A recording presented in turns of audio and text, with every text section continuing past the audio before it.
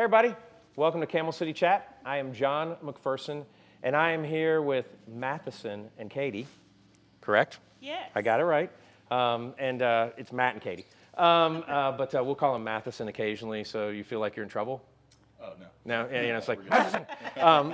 So they're it, and we're going to talk about this right here. And all I can tell you is you have to come up to Jonesville and visit Dynamis. I'll start. You get off the expressway and you come and it's like, oh, what is that? And they've got this beautiful bridge that started off. And then you come in, you got a buzz to get in, and then we drive up. Is it 2.5 miles? Yeah, about 2.5 miles. It's about 2.5 miles, yes. Okay, 2.5 miles in. And then you come up here, the tasting room. We're going to show you pictures of that. We're going to go see where the wine's made. We may even drone up. We shouldn't say drone. We're just going to fly up over the top. How's that sound? There we okay, go. good. And so Camel City Chat is about everything around Winston and stuff like that. And so what I'd like to ask you guys is, the first question I always ask my guest is, where are you from and how long have you been here? So, ladies first. So where are you from and how long have you been here? I grew up in the Asheville area. Okay. But always native to North Carolina. Okay. And we've been up here for about 3 years now. Okay. Since 2019 harvest was our first harvest up here. Yeah. All right. Yeah, I'm from Greensboro, North Carolina. Okay. Never really left the state, just a couple times for some jobs, but other than that, like Katie said, yeah, I've been here this is our 4th season, but yeah, about 3 years since the company started in 2019. Mm-hmm. So I have to ask Greensboro, which high school? Grimsley. Okay. So no Page, no Dudley. We got to. Okay. All right. Just making sure. I have a fraternity brother that I'm really good. Actually, we're going to be bringing them up here, him and his wife, and it's always can't talk about them, for schools. That's like for real rivalries down there. Oh, really? Yeah. So, okay. So the next question is what's your favorite place to eat? So, do you guys live up in Jonesville, or where do you guys reside? We both live in Clemens. Okay. Actually. So everyone lives in Clemens. Yeah, Yes. that's All the right. spot. So I live there. Stable lives there. Your director of whatever she is, Jenny, lives there. You guys. All right. So you guys live in Clemens. So then this is an easy question. Where do you guys like to eat? Well, I guess in the Clemens area. Well, for me, there's a ramen and sushi spot called Raku. Raku. It's- Yes. yeah, it's Love that place. top-notch. Yep. I frequent there probably more than I should, but that's the first one that comes to mind. And they've got Toro too. So we go in there. Yeah, Yeah. yeah. And It's so good I'll stuff. take my daughter. My daughter's 8. She loves the Boston roll and the California roll. And then I'll get, what is it? There's one that's got some crunchies on the outside. It's like a reverse roll. And then I'll do some Toro or whatever. It's a great place to eat. Yeah. I can't not get the black garlic ramen when I go there. Okay. I will try that. The pork belly. Yeah. So Really good. good. But 600 degrees. Travis is going to be on. My wife and Yeah. I just went there the other day. Yeah, they're carrying our wines now, and Yep. we've had a good relationship with them. But their food is fantastic, and his other restaurant, Davy Tavern. it's Davy actually- Tavern yeah, Davy was Tavern's really good. nice Yeah, it's too. good. Yeah, it's super solid. Right? Yeah. Have you guys been to Three Bulls yet? Yeah. Okay. Okay. Yeah. So he's going to be on the show, I think, into next month too. Awesome. So yeah, this cool. they have another restaurant for Telly's. Right. And then we've had several people on with different restaurants. I've been friends with Adam Andrews since before I was even married, and he does some different restaurants. But yeah, I really enjoyed meeting Travis. He's such a nice guy, so the great restaurant. Yeah, they're doing a good job. So then the last question is, what's your favorite thing to do? So obviously, walking to the gate is fun to do. If you're, if it's, I can't believe that this didn't happen right, you can walk to the gate and hopefully someone comes get you. But I mean, there's always stuff going on here. But around us, like Tanglewood, what do you guys like to do? That's a good question. So, well, the wine industry in general is this time of year is about 7 days a week. It's nonstop. But you probably do more than I do outside of the house. I don't. I have a 3-year-old. Okay. Yeah. So it's usually what she likes to do lately. Okay. Which is the playground. But a lot of time, I really enjoy being outside and hiking. Right.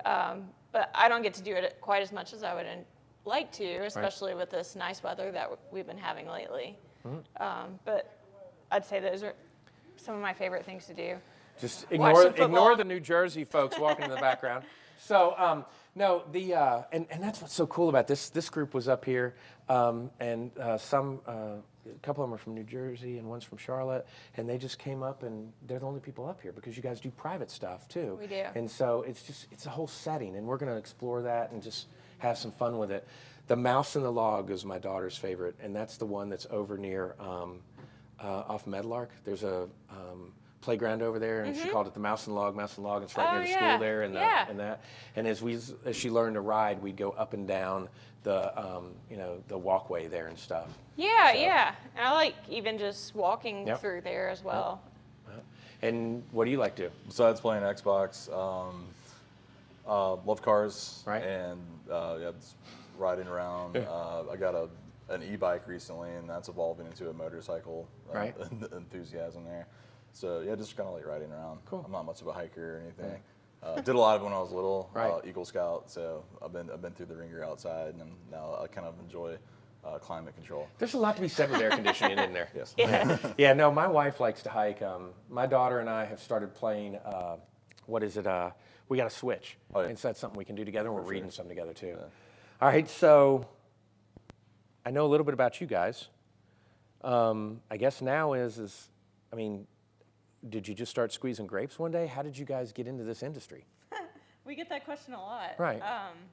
Me personally, just as I started getting more interested in wine and tasting more wines and looking at food and wine pairings, I really started exploring what's always been so interesting to me about wine is that it's diversely unique all across the world, vintage to vintage.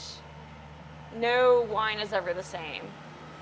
So as I started diving into that, I enrolled in the program at Surrey. Okay, I was going to ask if that's where it was. Yeah, they got a great program. I mean, it's incredible. Yeah, they have a vineyard and a winery on campus, Right. so you immediately get hands-on experience, and it's a great way to learn and kind of immerse yourself in winemaking and viticulture as well.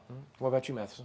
Well, yeah, like you said, it's kind of like a hard question for some reason. I didn't really give much thought into it, but it started really early. I was in high school, and I grew up watching like Anthony Bourdain, and I got into like culinary, and for a long time I thought I wanted to be a chef. And the more I kind of like did some research on that, it didn't seem like it was for me, but wine was kind of like the next thing to look at. And right out of high school, I went to Surrey Community College just to see what it was like. And it's kind of one of those industries that if it clicks, but there's no in between. So like when you start, if you love it and you're okay with the bottom level jobs all the way to making it to where we are today, it's you're gonna be there for a long time and enjoy it. It's different every day. That's the other thing. I get bored super fast, and no 2 days are the same in the wine industry. So what about now with you guys? You get your degree and then you start doing different things. I mean, I would assume you guys probably have some people from Surrey that have come up now, and you've kind of let them hang out and see some different things. Does that absolutely. happen? Yeah. Yeah. They'll bring groups up from the school. How cool is that? That's so neat. Yeah. Giving back. Yeah. For sure. Yeah, And, we always try to stay open to, we want to help students out just like others helped us out as we were it's exploring. a really hard industry. Even with a college degree, and knowledge is hard to break into. So the more resources we can offer to them, the better. Because it's hard enough as is. So if we can make it easier for them, we're here to do that. So this career is one that it's your imprint on what we drink, and it's in front of us, and I keep staring at it.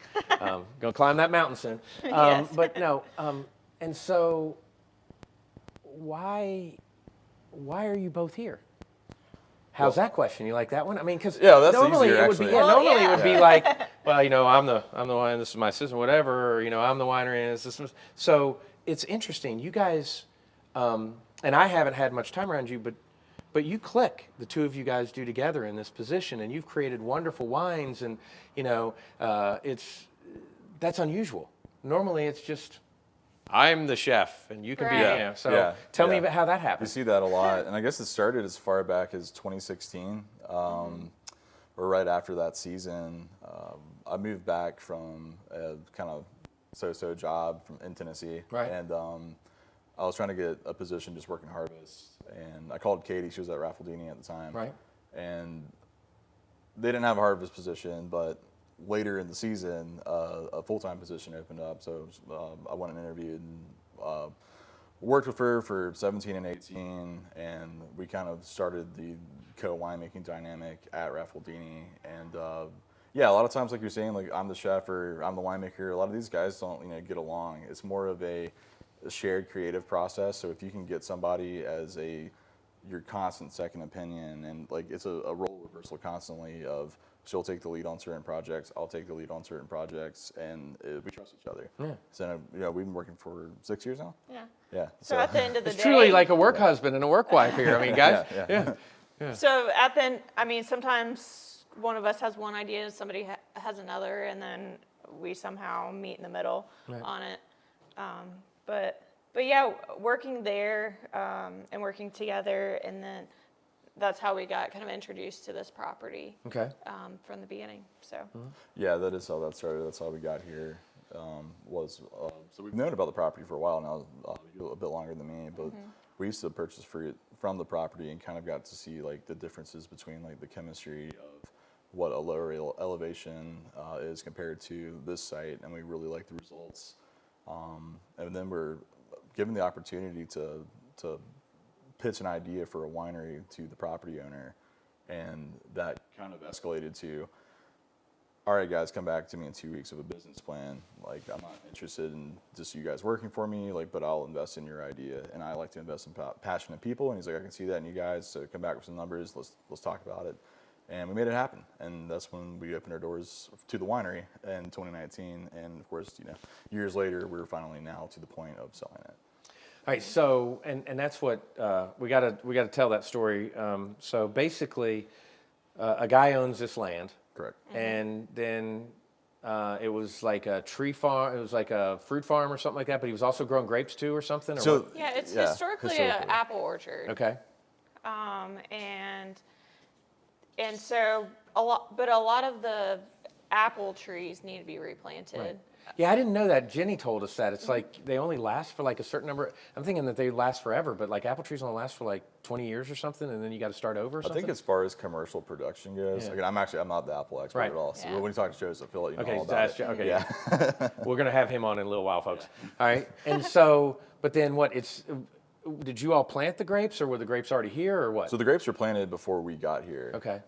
Which is really fortunate for us. The earliest was planted in 2015. Oh, wow. So yes, it was very fortunate for us because we didn't have to wait for the grapes essentially in order to start the winery. Right. So we were ready to, as soon as we had all permits and equipment and all the renovations taken care of, we were ready to start harvest. Okay. And like, so where we're sitting right now is the garage of a house. So this has served as like 3 or 4 different things. So it was a house. That's correct. Then it was like a hangout place because that was then we built the other house, and it was here, and then came back in, and then it's become this, which is really awesome, a little hangout. Yeah. So, This was essentially a long time ago. It was an apple house, Right. and then it was housing for orchard workers. Right. And then while our investor was building his house, Right. he would stay Right. here before he was able to move into his house up there. And then we've turned it into a business. Business, and we got the ADA bathroom, and you got there's a sitting room in the front, and Stabler's going to show some shots when we go to break. We'll do maybe a little slideshow of some of the different things, but you guys have all kinds of places to sit out here, and I want to get into what the experience is and the wine is, because I'm going to start fake coughing here that I have to drink something. course. And so we'll talk about making the wine and stuff like that, but let's take a quick break, and we'll be right back with more Camel City Chat.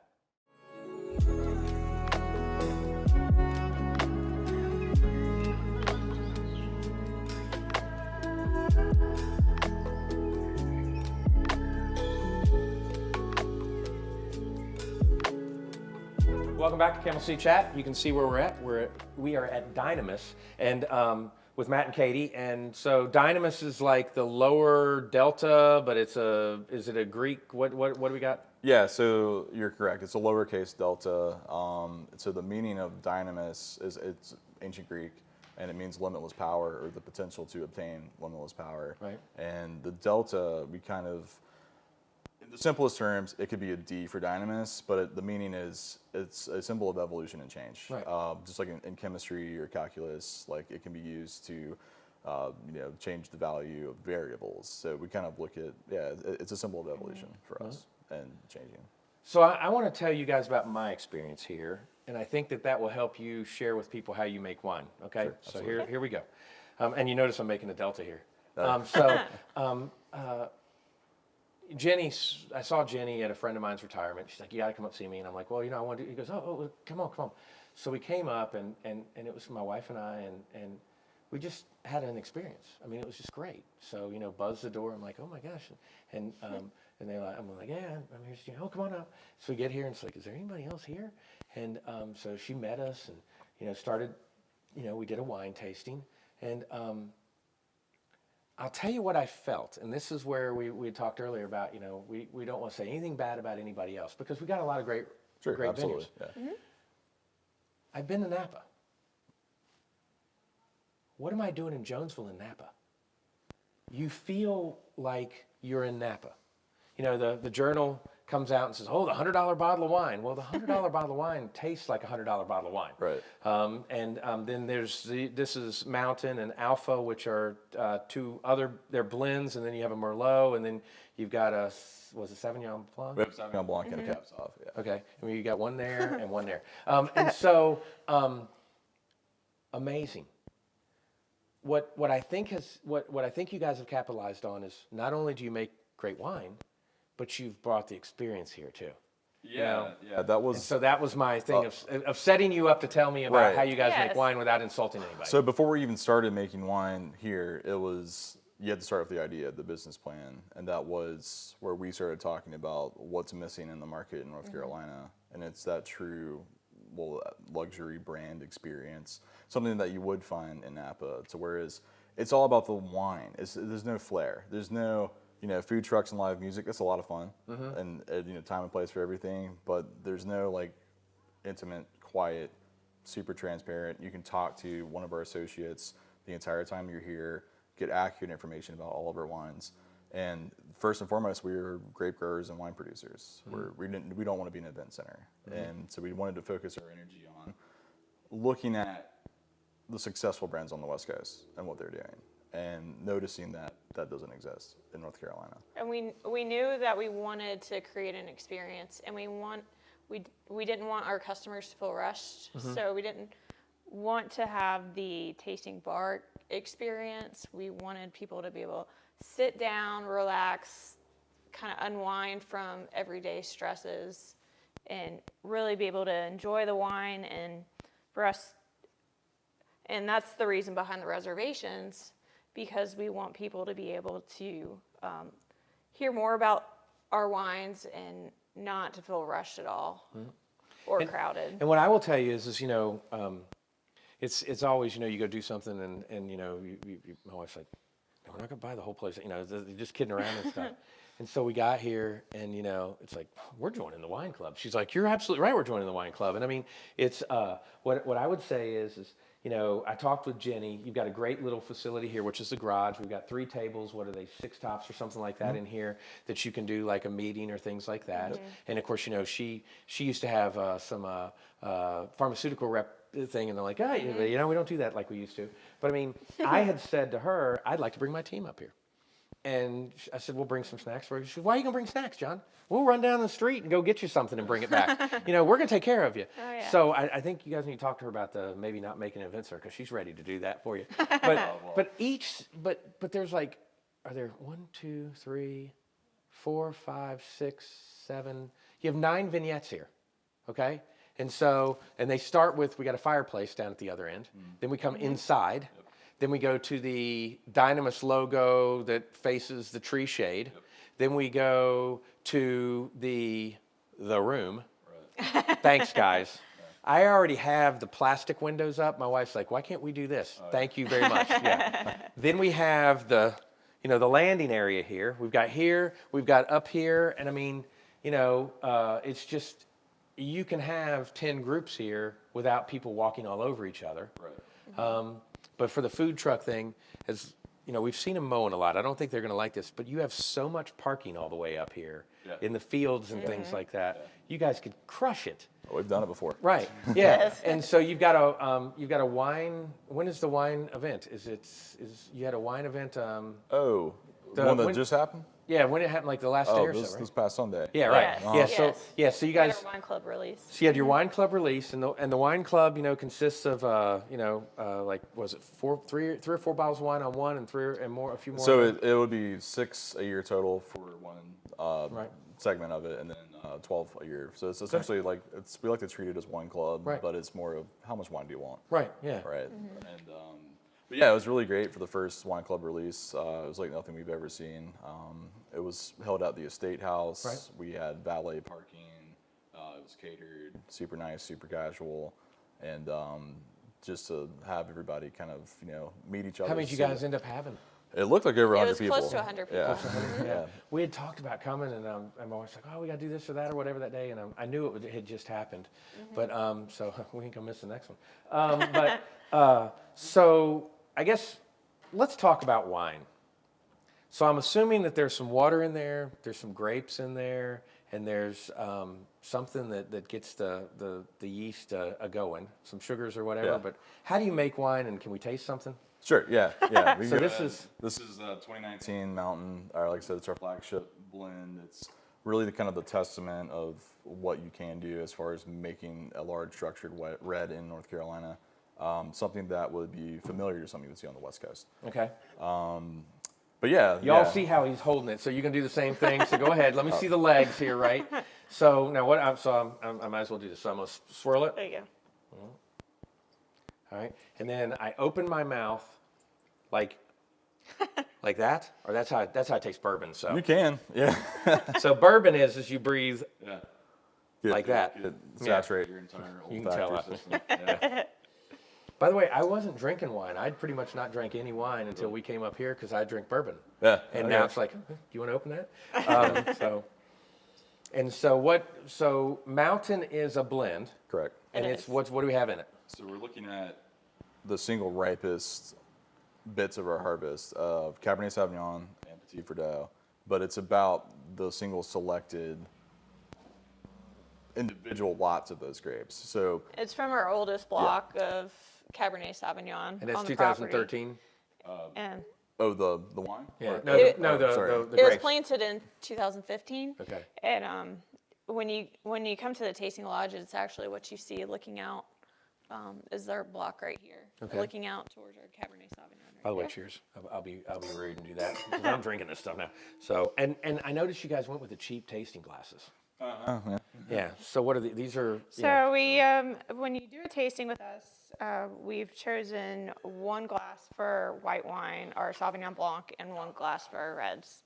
So this Here, I'm is gonna just do the this right here. Performance Like this. Series Riedel glasses. Right. And that's the thing. So and I'm working. I've got a friend of mine that does glassware and all this kind of stuff, but I noticed one thing you guys didn't have right away, and I think you're going to bring it, but I don't think you're going to bring it like everyone else is. And says, "Where's my T-shirt? Where's my, where's my, I don't, merch. I like you less than wine and all that kind of stuff. Yeah. It seems that you guys might do some glasses, maybe some very specific things, but not really. You're not blowing it out that way. Very focused. We don't want to necessarily have a gift shop type of setting for tastings. We want it to be about the wine, but we are looking at doing some things like some gift sets, whether it's 2 glasses and a bottle of wine, Right. or it might have some, if someone particularly wants like a golf shirt or something Yeah, I was like going to that. say you need to do like a logoed, nice, nice shirt or something like that, But we'll or a probably hoodie. keep them you in the know, back. But the good stuff. Not have the room Hanging up, filled yeah. with a bunch of merchandise. It's known as the Cracker Barrel effect in Right. the industry, and it's something that we try to avoid. Never heard that before. Yeah. Yes. Okay, so they didn't hear him laugh, but yeah, Yeah. so I mean, these mics, like even when they were going by mowing, they don't pick up that. So, That's awesome. but yeah, no, it's okay. The Cracker Barrel effect. That's nice to Yes. know. So, I go out and I pick some grapes, right? And I pick them in the fall. How do you know it's grape picking time? Oh, is it good? Yeah. So I feel like I've been answering all Hey, questions. when's grape picking time? Depends year to year. For Cabernet Sauvignon, we decided to ride out the storm of the hurricane coming. Right. A lot of vineyards around us decided to pick. And you got lucky. But we actually, Oh, we looked at the integrity of the grapes out there before we Right. made a decision, and we felt like it could handle the storm. Right. And I don't think we even got 2 inches of rain up here. It was mainly Yeah. more wind Some wind Right. and than rain. well, it's also just it's a decision on. We know for a fact if we picked it before the hurricane, we're not making a $100 bottle of wine. It's not going to happen. Right. So you have to gamble So on it's it. 75, Yes. maybe a 60. Well, Yeah. could have been, Could have been but 50, yeah. But it was a really nice season this year, or at least for the Reds. And I guess going back to like when do you pick grapes? Really from August till now till we'll see if we can go in November this year. I mean, Yes. it's For our 2019 vintage, we were picking Cabernet Sauvignon at the very end of October. So Okay. it was freezing temperatures in the mornings, which for us is really ideal for the fruit to come into the winery cool. Right, because what we're doing is being cool. What we're preserving the juice in the actual grape and keeping it more intact and things like that. yeah, so the integrity of the fruit. It's there's less bugs that are active. There's less bacteria that's active in cold temperatures. You're not going to have wild yeast starting a fermentation Right. before you're ready to.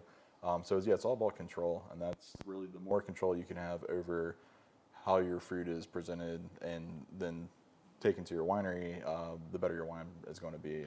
And how do we prevent the birds? I know so my wife, that's my wife's only critical statement about your vineyard. Yeah. She hates fan mans. Yes. I mean, when the next big birthday, I'm going to get like 10 of them in the front yard and light those bad boys up. But so it's actually a wind dancer from the Atlanta Olympics is where those things came from, the wind dancer. So I've seen your fan man over there. Yeah. What else do you do? So we actually do have bird nets now. Okay. So we're looking at areas that are closer to the tree lines that get hit a little bit harder from the birds. They're already picked out. On your way out today, so look at the two vineyards, your last two vineyards, and you can kind of see the nets Right. tied up against the fruit. We might continue to net. I'm not quite sure, but I know there's lasers now that deter birds. There's sound machines, there's cannons, but you can't have the sound machines going off all day and the cannons going off all day while you have people sitting outside. We were somewhere, and I swear I heard gunshots. And it's It could be bird cannons, Yeah. or it could be a guy out there with a shotgun aiming the bird cannon. It's we'll get creative. But the nets work very well. okay. Yeah. The inflatable tube men aren't exactly the most pretty thing to look at. Yes. But no. They do work. The fan man's awesome. Yeah. All right, so we're going to take a break in a minute, and so here's what I want you to we're going to put the thought in your head. What makes us different? And why should someone call the number and come up here and experience this and the whole 9 yards? I've got you guys for another 15 minutes, and then the end I'm looking at one. I'm like, can we go pick a grape and something and have him talk to us? We're going to do we're going to do some drone footage so people can see that actual drive up and stuff like that. So I guess what I'd love to know is what makes Dynamis different, and why should people drive up from Clement? I mean, you guys, we all make the drive. I mean, it's great. Right. So we're going to take a quick break, and we'll be right back with more Camel City Chat. Welcome back to Camel City Chat. I'm here with Matheson and Katie, and we are scarily live probably less than 3 miles away from each other, as we've now found. You live really close. And so, but talking in the break, Stabler, you guys were talking about cars. We're talking about, where we live, where your parents live, and all that stuff. It is truly, and this now you guys understand. I mean, it's truly the smallest little big city in the world Yes. where Oh, we yeah. live. Yeah. To go like Brent Campbell just aired this last Wednesday, and of course, if you'll learn about him. He's chief communications officer, and they have fan groups of him. He calls and tells people that Winston and Forsyth County schools are out or in or stuff. And he was telling me about how when he worked for Fox 8, he was downtown standing in front of the area that was going to become Bailey Park, and like talking about it and going, how in the heck do they expect me to say that this is really going to happen? But hey, and he's doing that. He goes, I'm trying to find the videotape so I can go back. He says, I was so frustrated when not really frustrated, but I just couldn't see that. And then he goes, no, I'm out with my friends drinking there at night, and having a great time. Yeah. So, I mean, obviously, some of this was here, but you guys continue the vision. And we've talked about the facilities and things like that. And of course, we're going to have one of your coworkers tell us all about that. I'm hoping we can go in the, vineyard, which is kind of cool because you guys really make sure that people don't go in the vineyard. I mean, it's like, some places have them walk through and all that kind of stuff. So this gets us to the question. I'm going to sit back and have a little bit of this. Yeah. What makes this place so special and so different? And I'm going to let her start this time. That sounds good. All right? To me, what makes it so special is a lot of why we call the mountain, because of the property and showcasing the property in the wine. So really, I mean, just the experience, just the drive up, how you feel like you have escaped, you feel like you're across the country. Everybody says it's a Napa experience. Just being able to drive a 2.5 mile drive up through here, you get to escape and just really relax and unwind. And to us both being North Carolina native, we really wanted to prove that it can be done in North Carolina. And I will tell you, cell phone service is okay here, but you guys have a Wi-Fi for those people that want to, go We a little do. bit overboard. And you're going to appreciate this much more. Stabler said to me, do you think they'll let me come up here and just drive the driveway? And I'm like, no, they won't, Stabler. It's truly being unplugged, right? Yeah.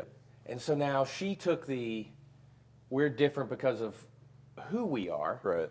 You get to do we're different because Absolutely. of this. Right? Yeah. I mean, just to Because elaborate. you guys work together so good. Yeah. So It's ridiculous. I'm like sitting here going, oh, yeah. to elaborate on the place, just the way it looks is one thing, but it's how it functions too. Joseph will go into greater detail of that about the soil and the microclimate and how that translates to this in the glass. Because we're buying we are growing grapes here that we were told couldn't be grown in North Carolina. Well, everyone can give it their best shot, but as far as like really bringing these varietals into what they were meant to be and something to compete with the West Coast, it's hard to do. So like Cabernet Sauvignon, for example, it's very difficult. You have to get it into this late season where you see the hurricane came through. A lot of people picked it. Right. We didn't for that reason because we have to make this wine, and this is the wine that we want to make. And it actually kind of also just goes into the people. So it's a great staff out from outside to the tasting experience to inside the cellar. It's a bunch of people that really care, believe in the vision. Everyone said we were crazy. They said you can't do it. And I always wondered, well, why not? Just because it's North Carolina, it has to be cheap. Well, what if we do it right? What if we take extra steps? And that's what we do is we don't cut corners. That's the secret. Mm-hmm. You're not going to do this any easier than somebody on the West Coast with perfect weather. We have very interesting weather that can be volatile at times. So does Bordeaux, France. They get rain, they get weather events. We get rain, we get weather events. We have nice vintage variation, but it's really just you need to do more than Napa.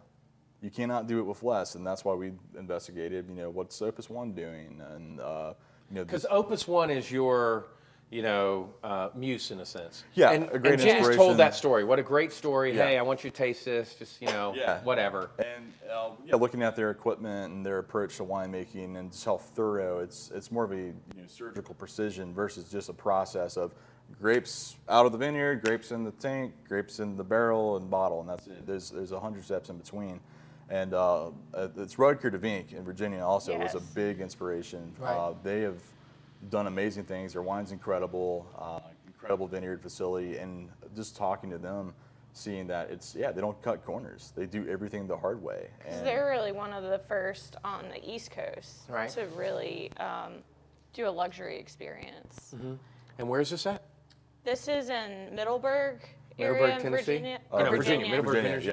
Yeah, so They're about 30 miles from DC. Okay. Yeah, wonderful I'm wines. going to DC in a couple months. Thank But you. that's a good spot. And that's the thing. People back then said, you guys are crazy, and now they're sold out. They won. They succeeded, and that's where we want to go. That's our direction, and they're the first people to do reservation only. They're higher price point bottles, but it's worth the money, and also it's a value because you'll have a wine that tastes just as good as some from Napa Valley, and you'll save money on a plane ticket. Right.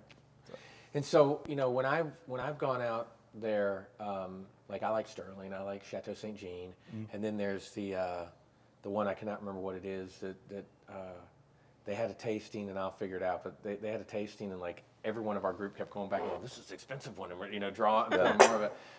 But it's I've got a friend of mine that is a remodeler, and he says, I may be the most expensive remodeler around. You know what? He's got plenty of business. You guys have, it's a little more for me to get a tasting up here, but it's a private, I mean, there may be a day where there's, 5 groups up here or something like that, but it's not normally like that during the week. On the weekends, obviously. The weekends it gets busy. The weekends it's crazy. Yeah. But, so, I mean, but you're going to know when you make the reservation, things like that. Right. And so, but you're paying for an experience, and you're also paying for fine wine. Right, exactly. And so I just, I think I've got a million questions I want to ask you, but obviously you guys are telling me that I'm going in the vineyard here in a minute. And so is he going to be able to do just 15 minutes? Because I hear he is like knowledgeable as all get out. So it's hard for us, and it's going to be really hard for him He's too. very passionate and about the that's what's vineyard. so cool about here, isn't it? Is the passion. Yeah, and it's that's the thing. Like Katie and I started it. Like it's a winemaker, ran operation. Right. Just like when you have chefs that go branch out, start their own restaurants, they're usually really good. Right. Because it's coming from a place of passion. Right. And it's it's one cohesive unit of we all have the same vision here, and it's evolved. Like we had an idea to start with, but the property owner also helped kind of develop that mode of thinking with, here's the setting. What are you doing in this setting? And for instance, the people you hire, like Jenny. Absolutely. Have you guys ever told her no? No. We're not allowed to. I'm just kidding. Folks, we're scared of her. Yeah. I mean, she is, if I'm allowed to say that she's a bulldog, I mean, she is like, you're going to have fun. This is going to be a great experience. That type of thing. But no, we're not ever telling her no because, I mean, she makes it. And she's a great front line for you guys. Absolutely. Yeah. She is. She's more humble than we feel like she should be sometimes because she just says, "Oh, I'm the storyteller." But I mean, we tell her that we could make wine all day, but if we can't sell it, then where are we? Right. And So she can sell it. She can Yeah, sell and- it. She is. I mean, You she can't. is who people come to Right. see. Right. You can't fall short on New anything. Jersey's like yeah. Jenny from the vineyard or something. We got Jenny from the block up where we're from. You're Jenny from the vineyard. But the other thing is, that's really amazing about you all is, we're talking about this. Let's schedule this. She puts it on the calendar, and then when we walk up, she goes, "All right, I've got everybody here. They're all in there waiting for you," and all this kind of stuff. That's unusual. Normally, it's like we're waiting for you guys to get down from here or whatever like that. And I've never seen the thing that. So when I walked up to you all, so it was Joseph and the two of you, and there was a guy there, and I'm like thinking that I was trying to be quiet because I'm thinking he's interviewing you for some magazine or something. He loves your wine. This is just some guy that, and he's got a tie on. What's this guy's deal? Yeah. So I mean, but. Tell me about your fans. So what has surprised you when I come up to you guys and I say, I love your wine? How does that feel? What's that mean to you? I mean, you were doing this in Surrey, right? Mm-hmm. You're doing this in Surrey, and now it's like, I'm going to spend $100 on this. Well, this is actually mountain, so this is what? 125. 125. All right. Yeah. So I'm going to spend $125 on this. Why? What does that feel like? I mean, that's the ultimate, isn't it? Well, it's all a testament to North Carolina can raise the bar. We can be a standout growing region, and every person that's a wine club member purchases our product. They are they're investors into the future of the industry. Right. And this is like it's not an experiment. It's hard to call it an experiment, but it's a new idea. But no one has done this before in North Carolina. So we didn't know if it was 100% going to work, but we knew that the grapes were awesome, the site was awesome, the wine was awesome. So we're like, yeah, we can absolutely do what we're doing. Right. And everybody's a testament to that, and it feels amazing to answer your question.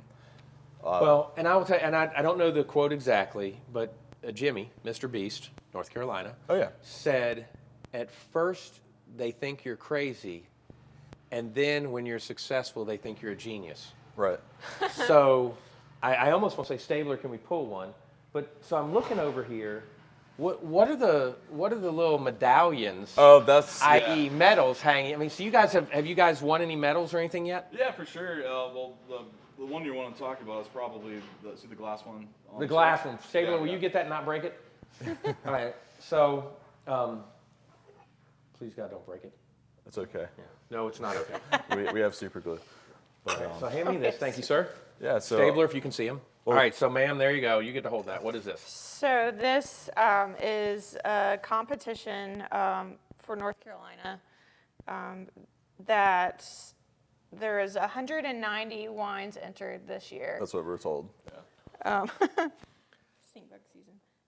And our mountain won into the case, which was the top 12 of all the wines entered into What a this neat competition. idea. So they basically say, hey, this is a case that you have to have in your house, and we're one of the 12. Like, this is it. Like this is the Let's put this here. wines from We'll front the product here. all over the region, and it's a really fun competition. It's more strict than just like I guess what competitions used to be, or even the fair way back in the day of you get a blue ribbon or anything. Right. This is it's advanced and master sommeliers, and it's strict. It's hard, very hard competition, and you have to hit a spectrum of 6 to 7 judges, and you have to score high with each one of them, and that's where it becomes challenging. So we had Broad Branch on, and they won for one of their spirits based on like the best drink of the restaurant association. Oh, cool. And so with stuff like this, I mean, we, I like I told you guys earlier, I was working on my parade house, and so by the time this airs, I'll know whether or not I won anything. But it's you put your best self out there and hope that you're judged on it, and Right. all that's going to do is just give you guys more reason to get up at 7 a.m. and drive up here. Absolutely, Right. and that's and our investor was there at the award ceremony. Of course, we don't know if we're winning at all when Right. we're there, and it's there's a lot of pressure. And that's when they announce the winner is at. Right, It's yeah. at- No, at it's the always dinner, with yeah. like a group of whole, and like, Yeah. oh, yeah, great. Ernest and Julio won. That's great. Thanks. Yeah, no, or Yeah. something like that. But that's got to be amazing. Yeah, this was our first year that we were able to enter our product in. But in the past, like our investors always really enjoyed that competition in particular. Oh yeah. Because it is focused on North Carolina grown, produced, whereas some others, you can be purchasing fruit from all across the country. And that is something that's really big here is the Yadkin Valley. There's some that grow, but there are some that purchase the fruit ahead of time and things like that. Yeah, and I guess going back to your question of what makes us different. So Yeah, I you was see, about to it's say that. Dynamis Estate Wines. So for us to say it's an estate product. It's grown here, vinified into wine, and bottled here. So it's 100% estate. Okay. All right, you ready? Here it comes. Where do you want to go? So you guys have gotten to this point, and I would guess that when we were doing in the classroom that you never thought that something like this wonderful would happen. Yeah, for sure. Yeah. So I almost want to say, put your earmuffs on so you can't hear what she says, so you get in. But so, what's next? What do you want to achieve with the two of you guys as you move forward? Give me some ideas of where we're going, and then we're going to talk to him over there. Yeah. All right. Sounds good. Well, proving what's possible in North Carolina is a big part of it, but quite literally, where are we going? I would say for the future for us is also expanding and and moving on to sparkling wine production is a Okay. big thing that we want to do going forward. Because so far we've been very focused on the reds, and then we have one white wine. Right. So going forward, we're moving to make a rosé, Right. and we're also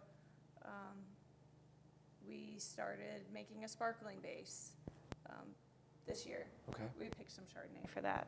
So All right, so that's hers. Now, where do you want to go? I think simply put, it's to do better this year than we did the previous, and every single year. And that's the main thing is you can never look at a product. We love our products, but you can never look at it and say this is perfection, because what are you doing it for? It's that pursuit and really just outdoing yourself and growing with knowledge base and experience and learning your site and the weather patterns. And one day I think we'll do it. One day when I'm extraordinarily old, we might make the perfect wine. I don't know. You're getting Well, closer. Yeah. I mean, But- you always do hear that, like, you never. I mean, it takes a lifetime to pursue perfection, essentially. Yeah, I think we want to show North Carolina in the most positive light it's ever been seen in before, as far as a serious wine producing region. And I want other people to do what we're doing, and that was inspiration from other producers too, like in Virginia and California, to whereas they're not saying, oh yeah, we're the best, and come to our place only. But we want to encourage everybody to step the game up, and we want to see more Dynamis-like wineries and experiences in North Carolina, and maybe people put more thought into where their site is. And a lot of people have family farms, but maybe your family farm's not the best place to put a vineyard. Like, it takes a lot of research and time to figure it out. It's a competition across the street only makes both of you better. And so you guys are, so basically can head towards Shelton or something is how probably people from Winston get, they come, oh, I'll go to this one and then go to that one. But once they get here, it's a little different. And I can't thank you both enough for doing this. This has been wonderful. I was excited when I was up here and tasted with my bride, and we had a great time and was excited to have you guys on. So I'm going to let you guys go, and then I'm going to take him over into the vineyard or wherever he wants to talk about everything and finish up. But we'll put all your contact information. It's just a great winery. It's well worth the trip, and I encourage you guys to come up and see Dynamis. We'll be right back with a little bit more Camel City chat.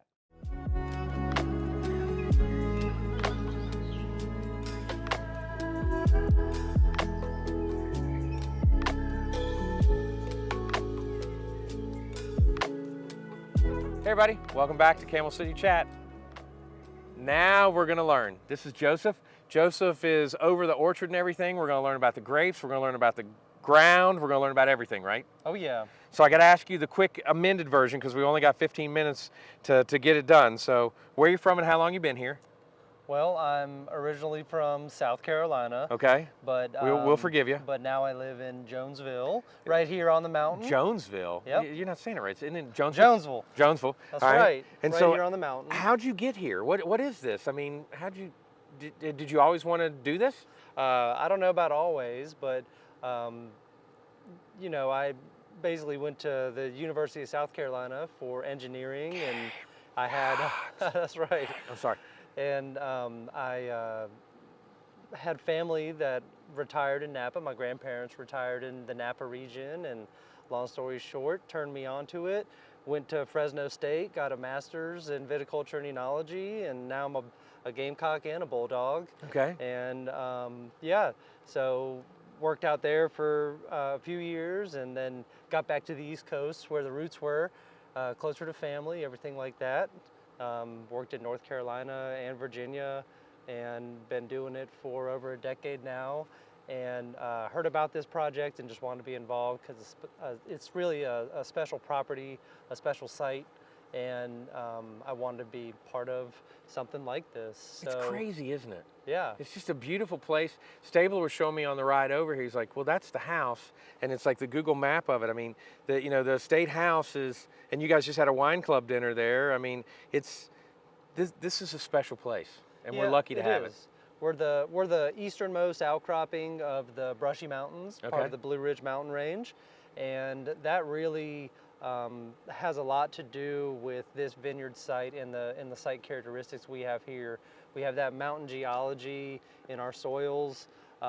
We have sloped landform everywhere, so our topography is really favorable for wine grapes in particular. So we're able to have well-drained slopes under all of our vines, so they stay pretty happy up here.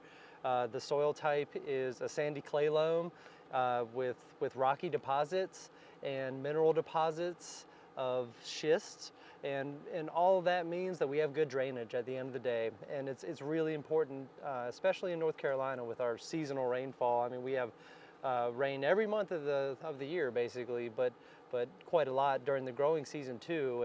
And a good way to mitigate that is a good site, and you can't make that up. You can't create that. You know, that only exists naturally. So being able to harness the growing properties of this site is really what it's all about. Initially, this was one of North Carolina's largest orchards. Right, it's an established apple orchard, right? Yep, an apple and peach orchard, 125 acres, established in 1915. So things have been happy up here and growing well for quite some time, right? So we're not reinventing the wheel or anything. So they say anywhere you can grow apples or peaches, you can grow grapes as well. So it's kind of a good tool for frost avoidance and things like that. I think I have the best view right now. So I'm looking down 95, 96. So can we walk over there? Because I mean, this is phenomenal, and I want everyone to see this. So explain to me what's 96 Cab Sav rootstock. What does this mean here? So Stabler, if you want to come out and look at this, it tells you when it was planted and things like that. This is row 96, right? and we've got all these tags because we run circles around here with different equipment, so it helps us keep up with where we are. But we're in our Cabernet Sauvignon, and this is our Heracles block. And it's named Heracles because it is our strongest cab producer. We get our biggest, best, boldest cab from this block. Okay. So we gave this block a good, strong name. Right. And there's different types of Cabernet. Okay. And so this Cabernet is on an NTAV rootstock, and basically it's an NTAV, it's an NTAV clone on Riparia rootstock. Okay. And what all that means is that it's a high quality French clone of Cabernet that we have. So we've got just under 9 acres of Cabernet. So it's our bread and butter. It's you know, almost 1/3 of our vineyard acreage. We've got 30 acres total. So we do a lot of cab, and it's the backbone of our program and the backbone of our premium wines. So now we use cab for cab, obviously, and then you also use it in Mountain and Alpha? Right. And do you use it in the Merlot too? We don't. Okay, so the Merlot is something different. It's a varietal, just 100% Merlot. Okay, so Merlot would be the same as a cab in the sense of that's the grape. So your three signature wines of the cab, the Mountain, and the Alpha all come off of the cab stock. That's right. All right. Yep. And what are these little purple things there hanging down there? What? We've got some fruit. Yeah. So we're still hanging fruit. Okay. You know, we're into getting close to mid-October here, and it's normal for us to hang our cab until the 3rd week of October. Okay. It's all about ripening, and Cabernet is one of the hardest varietals to grow from the ripening standpoint because it's the last. Right. You know, things like Merlot and Petit Verdot, we're picking those at the end of September, beginning part of October. But with Cab, you really need to keep everything happy until it's ripe at the end of October. So yeah, the Cab is close to being ripe, and it's gone through veraison, so it's nice and colored up. I'm not from here. Thank you. You knew that color is basically color change. So all this stuff is green until a few months ago, and then it changes color. So the color's really nice, and then the two on the end are new because something over time, or we've extended out, or we just wanted to fill in any gaps. Yeah, no, absolutely. Just kind of be efficient. So we're so constantly beautiful. replanting, and we've got you know, the biggest thing we're doing now is trying to figure out when to pick. Right, So- and you guys, and when we learned, you guys did not pick when Ian came to town, where I know a lot of your fellow vineyards did pick, and of course it worked out for you. And so what? So yeah, I noticed you got a grape there. What? I mean, how? Yeah. What do Get I do? one. Just grab one? Mm-hmm. All right, here I'm gonna. And Here, then Stabler, you get one too. That's for we're- you, bud. we're All right. checking for maturity. And are you the person that tells do you tell Matt and Katie that, hey, it's ready, or do you guys all work together on that? It's Or? always a joint effort, Right. definitely. All right. So I'm spitting the seeds out too, because what you're looking for is brown seeds. Okay.